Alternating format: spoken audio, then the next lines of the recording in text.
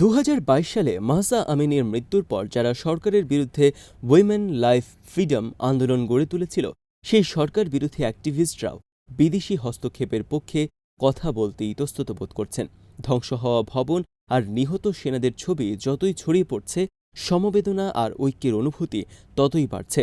বহু ইরানির রাজনৈতিক পালাবদলের দাবি পাল্টে গিয়ে এখন মাতৃভূমিকে রক্ষার দাবিতে পরিণত হয়েছে।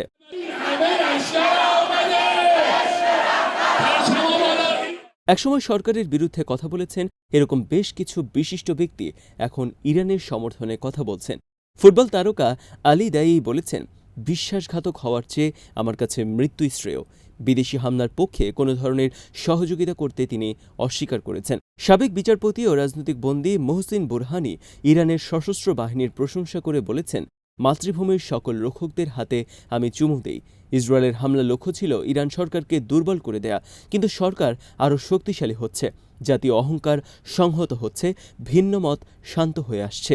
ইসরায়েলের হামলা সব রাজনৈতিক বলয়ের লোকজনকে ঐক্যবদ্ধ করে দিয়েছে।